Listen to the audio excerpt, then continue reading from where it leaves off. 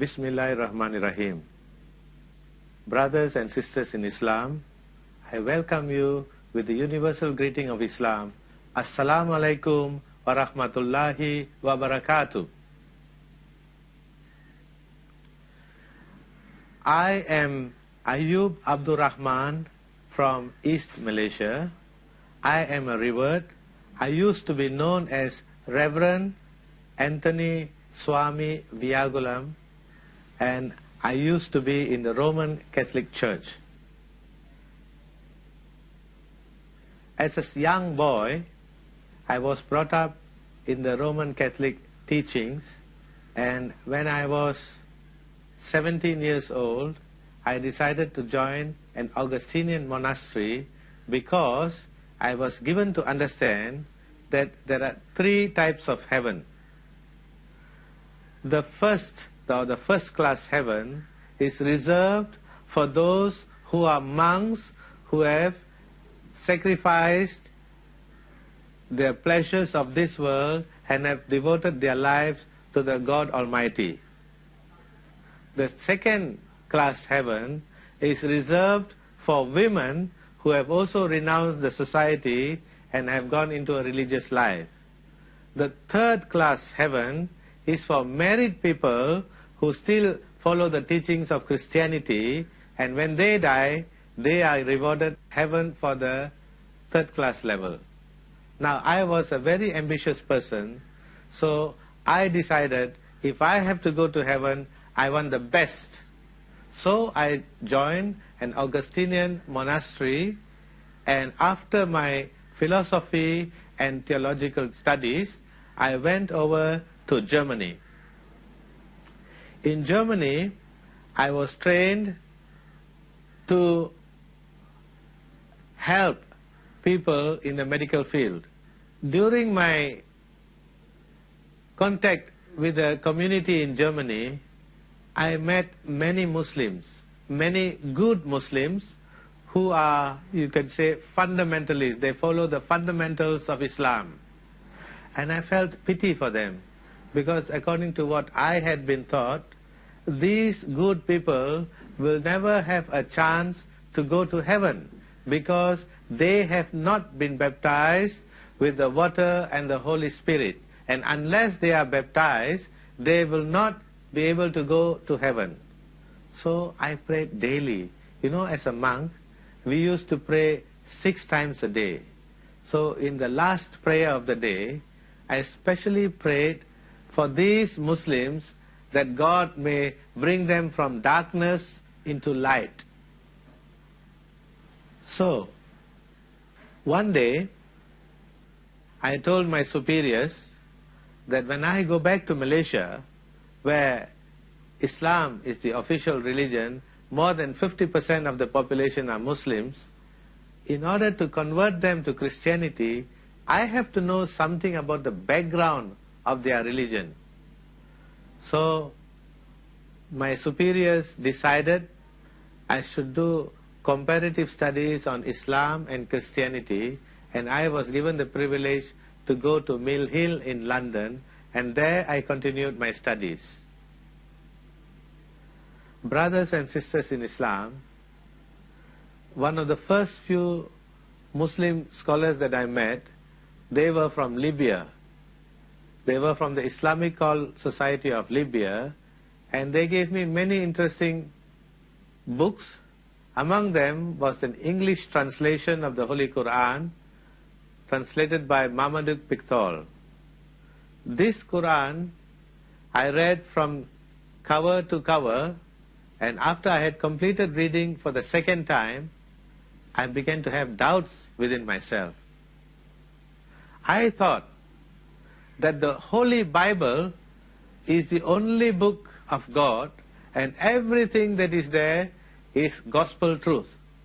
But after reading the Holy Quran, I found that most of the prophets whom I knew from the Old Testament, this Holy Quran was giving a different version about their life story. It said all the beautiful things, all the good things that these prophets have done. There was no question of incest adultery, and all those bad things that I found in the Holy Bible. And I read the story of the Annunciation to the Blessed Virgin Mary, and I compared it with the Quranic version, and I found it was more acceptable to see the version from the Holy Quran. So, I had discussions with fellow Malaysians at the Malaysia Hall who are good Muslims, and with long discussions with them, I decided that Islam is, after all, not so bad. So I wrote to my Superior General from London saying that I have done a thorough study of Islam and Christianity, and I find Islam has got the right answers. So can I opt out of the monastery and become a Muslim? Within few weeks, I received a reply that I should come back to the headquarters and discuss with my superiors. So I returned to Germany, and in front of me there was a tribunal of about 12 senior monks. With them, I discussed. I told them what made me change my mind, and instead of showing some kind of understanding, they were very, very annoyed with me, and they made an ultimatum. Unless I repent, I will be sent into the cells, and I will not be able to go back to my own country.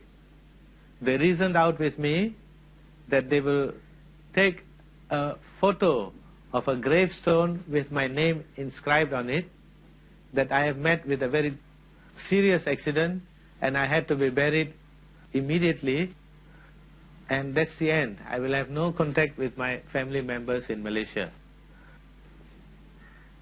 They were quite serious about their threat, and I decided from that time onwards to follow whatever they say to save my skin. And if I have to embrace Islam, if God wills that I should become a Muslim, I will decide it in a Muslim country. So I gave excuses that I have been doing a lot of studies with very little sleep, and then they said I will be sent to a mental hospital in Switzerland. I was sent there for 3 months, and during the 3 months I met many important people, that means writers on Christianity, among whom I met a very famous writer who writes many things about Jesus Christ. And I asked him during one of my conversations, personal conversations with him, does he really believe in what he writes? And he told me, actually I am doing it because I have been asked to do it, and I am promised a good sum of money when these books are published. So I said, you mean to say you do not believe in the divinity of Christ? He said, personally, no. So this was one of the strong reasons for me to leave Christianity and look for the truth in Islam.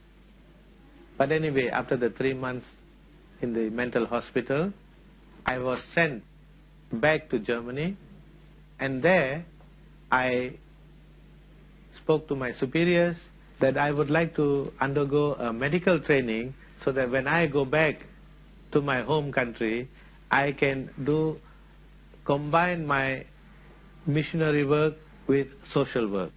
So I was sent to Cologne, and at the Caritas Institute I took up a course on medical lab technology. At the end of the training, I was told by my superiors to learn a little bit of Portuguese language because they have decided that I should go to Brazil. You know, under the vows of poverty, chastity, and holy obedience, whatever the superior says, you must follow without any question. Poverty means that for as long as you are in service with them, you do not get any form of compensation, no financial compensation. But everything that you need, the basic needs are given to you. And chastity means for the rest of my life, I will not get married. Now, in those days, the earlier days when I was in the monastery, I thought that is the best thing to go to the first class heaven. But after reading the Quran and seeing the false teachings in the Bible, I decided otherwise. But I had to follow whatever instructions came from the superiors. So I went to study Portuguese language. I was very sad. I thought I will never ever be able to go to a Muslim country and embrace Islam. But God has His way. About 2 weeks after the instruction was given that I will be going to Porto Alegre in Brazil, a telegram came from Ipoh, Perak, saying that the monk who was in charge of a new hospital had fallen down from the staircase and broken his arm. And he will be sent back to Germany, and as a replacement, within 24 hours, someone else has to be sent back to Ipoh to work in that hospital. The only choice they could think of at that time was me. Finally, Alhamdulillah, God had answered my prayer. So I was sent back to Malaysia instead of Brazil, and there I did not know how to go about to become a Muslim. I was in this monastery in Ipoh, so it took me some time, and once I contacted a Muslim convert by the name of Jakob Scholler, also a German. I told him of my personal wishes, and he introduced me to the first Prime Minister of Malaysia, the late Tunku Abdul Rahman, and gave me the Holy Quran. But still I was not guided on how to go about to embrace Islam. Once I had plucked enough courage, I spoke to the regional superior for Asia, and I mentioned to him of my wishes to leave the monastery and become a Muslim. He said, this is a very serious decision. I have to put it in writing and address to the Superior General. So I followed his instructions and wrote a letter to the Superior General of the Augustinian Monastery. After about 2 months, I received a reply that they cannot force and keep me in the monastery, but definitely I will not be given any financial compensation for the 12 years of service. So I left the monastery and went home. When I went home, I thought my parents would have more understanding and will receive me with open arms. I was mistaken. My mother was not at all happy that I had left the monastery, a secure place, to become a Muslim. She said, what is so good about the Malay community? In Malaysia, Islam is always thought of as the religion of the Malay community. So if a Malay does not live a good life, they say Muslims are no good. So we have black sheep everywhere in every society. But the Malay community were the ones who were supposed to give the image of the true Islam. So my mother said that she will not accept me as her son and I should leave. So I did not know where to go. Being in the monastery for more than 12 years, I was so used to that secure life. So now I had to go again to look for people who will look after me. Then I decided to go to Kuala Lumpur, where I have an elder brother. And there I spoke to him and I told him of my position. He was sympathetic, but at the same time, he did not know what to do. He said, you can stay with me, but don't make it too obvious, because I am staying with in-laws, and if they come to know I am supporting you, not only you will be chased out, I will be chased out with you. So I stayed with him for about a week. In between, I had applied for further studies, and during that 1 week while I was with my brother, a letter came from Australia that I had been selected to undergo a 6 months training in Melbourne University. So I went to the Qantas Airlines, where they had sent my ticket, and left for Australia. While in Australia, during my training, I was already making plans. What do I do after the training? So I decided to look for advertisements where they advertise for medical workers for Saudi Arabia. And once I found that application, the vacancy form, I applied to Dr. Baksh Hospital in Jeddah, and I was offered a position as Medical Lab Scientific Officer. So I decided to come back to Malaysia after the 6 months training, and I embraced Islam in Malaysia at the residence of the Chief Minister of Sarawak, and after 3 days left for Jeddah to work in a medical center. During this time, I made several trips to Mecca, made my Umrah, came to know more about Islam, and after the contract of 2.5 years, I was invited back to Sarawak to set up a medical center in Kuching. The Chief Minister also advised me to get married because I'm no more a monk. But unfortunately, in the 12 years as a monk, nobody taught me how to date. So I did not know how to go about choosing a life partner. Usually in our Indian custom, it is customary that the parents look for a bride. But in my case, my parents were against my decision to become a Muslim. So they will not look for a good Muslim bride. But Allah has His ways. By accident, my conversion ceremony, the photos that were taken was published in a very leading Islamic magazine, and by accident my wife also saw this magazine, and she said, he is a former Roman Catholic monk, a forgiver of sins, and now he has come to Islam. He must be a good person. So when we met casually through our social work, I also felt that if I have to get married, it should be somebody virtuous. Does not matter if she doesn't have wealth, if she's not very pretty, not the prettiest in the whole country, but she has virtue. So I decided to marry her, went to approach her parents. The parents were anti-Indians. They did not like Indians.